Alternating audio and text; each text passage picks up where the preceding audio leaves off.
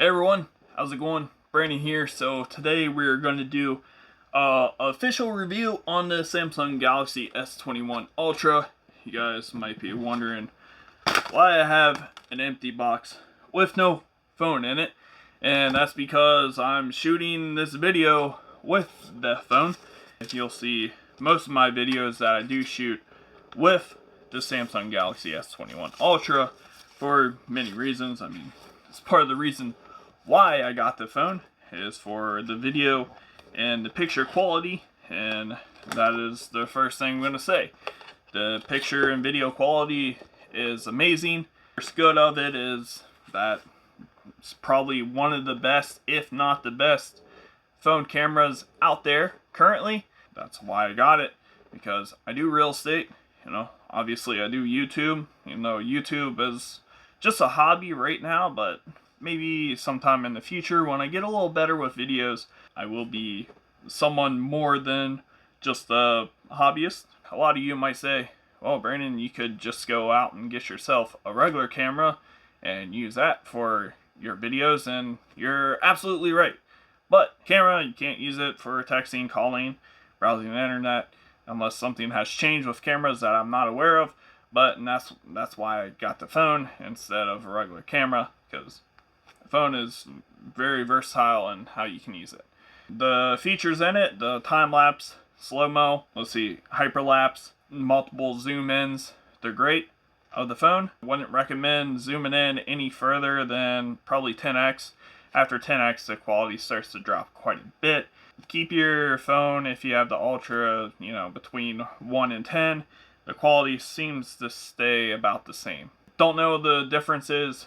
Go ahead, follow this video, and this was me just doing different zooms and different features with the camera and the video. So that's the main reason you would get the Ultra, is for the video and camera purpose. The video and cameras aren't important, don't get this phone. Get the other versions. Get the Plus, there's a regular or something like that. Get one of those with the lesser camera, if camera doesn't mean too much, because that's what the main point of this Ultra part is the camera. Another good of the phone is it's a pretty smooth phone. It's not the smoothest phone ever. I think the smoothest phone on the market currently is the Red Magic 6. And unless something has changed and there's another phone out there that beats the hertz for the Red Magic. But I'm pretty sure that the Samsung Galaxy S21 Ultra is 90 hertz. I'm not completely sure, but it is a smooth phone. So when you're scrolling, playing games, watching video, it's pretty smooth. So, it's obviously not a gaming phone, but if you wanted to use it for gaming, you obviously could. Another good for the phone is the S Pen. The S Pen has actually saved me a lot of time, just because it is very useful. I'm learning new features with the S Pen every day. It's also useful for like highlighting and doing a little doodling on it if you have pictures and stuff you want to edit and just either make funny, or you need it for useful purposes later on, and you don't have like a pen and paper and you're not using text or the notes, which I feel like that would probably be the first step of anything. But it's fine. The S Pen is great, and that's what I'm currently using for my phone case, is the S Pen with the case. It's very useful. If you buy your Ultra from Samsung, make sure you get that for your freebie with your $100, that $100 credit that they do give you. If you're not gonna ever use the S Pen, I still recommend you get the Zizo phone case with the kickstand. Very affordable, very useful. Other thing I like about the phone is the fact that it's a bigger phone. I do have currently a whole bunch of phones that I've owned throughout the years, and I must say it's pretty interesting how time has really evolved from where we started to where we are. I think I have about 3 more phones that I've had in the past. but I saw these on the shelves and I was like, this is really interesting. So we have like the Motorola Defy. This is a Samsung. I have no idea what it is. Moto G something. This is the Red Magic 3, which honestly is one of my favorite phones, but the networking was just horrible and I really couldn't get tons of cell service. And the Samsung Galaxy S21 is about the same length. The width is just a little more. Makes the phone better. The only flaw to having the phone bigger and with the camera module is the fact that it is a little top heavy, so you'll be holding the phone and it's going to want to do that. But this would be really problematic if you have small hands. If you have big hands, it's pretty easy to do whatever you want. So let's go into the bads about the phone. The phone's not perfect. It's got flaws. The first flaw I see is the battery. The battery is not big enough for the phone. Light or normal wear with the phone causes the phone to be, without charging, causes the phone to be around, between 30 and 40% at the end of the day. Normal to heavy. Well, let's just go with normal. Normal would be using the phone actively for, I would say, like 5 or 6 hours throughout the day. Your phone's going to be in that, 20 to 30 range. Now, if you're using the phone heavy, and what I mean by heavy is, let's say you're using GPS, you're taking pictures, you're doing video, you're watching videos, watching movie, browsing the internet, social media, whatever you're doing, pretty heavy throughout the day, you're either not going to make it and you're going to have to charge your phone, or your phone's going to be really close to dead, between like 5 and 10%. And you never really want your battery to get that low in the first place, but it does happen once in a while. So a bigger battery would have been nice in the phone. There's another flaw that I haven't had for a while, and maybe it was just a bug early on. We've had, I think, 3 updates for the phone so far that I've noticed, and the bug would be I would be using the app, or I would just be using the phone in general, and then all of a sudden it'd freeze up for like 2 seconds, and then it'd work perfectly fine. And it did that periodically, but through time I haven't really noticed it lately, and I don't think it happens anymore. I think there was an update that fixed that problem. Another flaw would be this only happened one time, and I was doing a house tour, video tour of a house, and I noticed probably about 5 minutes in, what would happen is the video froze and the audio was still working. I know this because I listened to it later on, and after about 20 or 30 seconds it worked perfectly fine. I didn't do anything at all. I just let it work itself out, and I wish I had the clip, but unfortunately I don't, and that's going to lead into the next issue with the phone. But let's go into another one with the camera, and that is the use of Super Steady.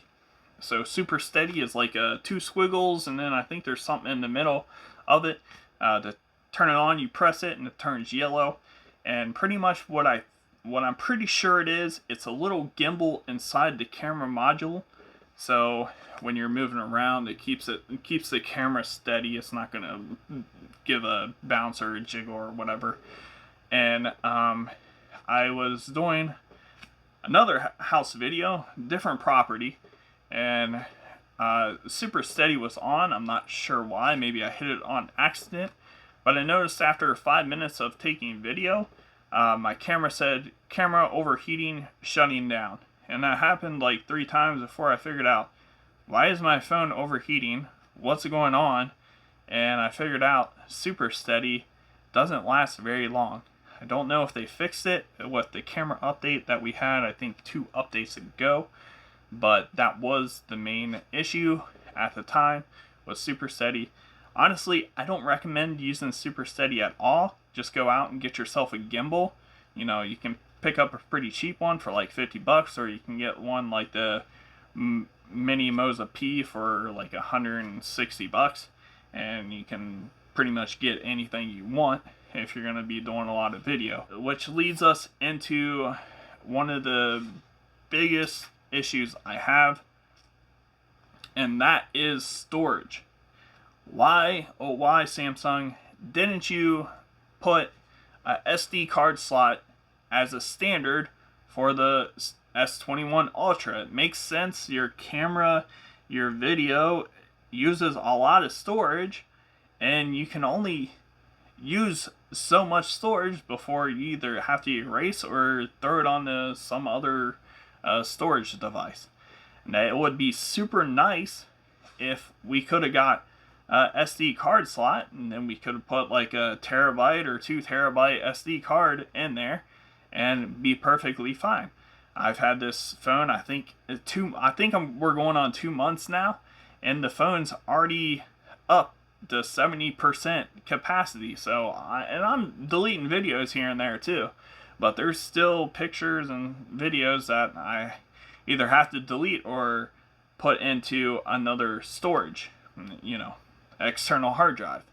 So that was one of the biggest main concerns, because what are your other options? You only have a 128, a 256, which I have, or a 512, which 512s may be a little better, but you're really gonna pay however much it was for a 512 when you could have just got like a 256. Now I feel sorry for everyone that has a 128, because well, you're not gonna shoot much at all unless you're deleting everything that you shoot, which would suck in the end, because some people just shoot videos for memories, and that's it. Or you have people like me that shoot things for real estate and for YouTube. So that's one of my biggest flaws. I would say overall the biggest flaws are the battery life and the lack of SD card slot. That's pretty much it for that. Overall, I would say the phone is 8.5 out of 10. They gave us a bigger battery, better option for SD card slot. It would be a 10 out of 10 phone, but until they can actually fix these issues, which maybe they will with the S22 Ultra, which who knows when that's coming out. I think it's like 6 or 8 months from now, and I don't know if I'll get that, but hopefully I will. Hopefully I'll be monetized on YouTube, have subscribers, and be able to afford expensive unboxings and reviews like that. But who knows? Who knows what the future holds? Other than that, our next video is going to be a drone unboxing. If you're interested in drones, please check that video out when it comes out. It's my first ever drone I've ever owned, but I have flown drones in the past, and so maybe you guys are excited about that. If you like this video, please consider liking, subscribing, commenting. Tell me what you think, what you want to see next, and if you have any questions about the phone, I'll try to answer them to the best of my ability, and I'll see you next time. Take care, and bye-bye.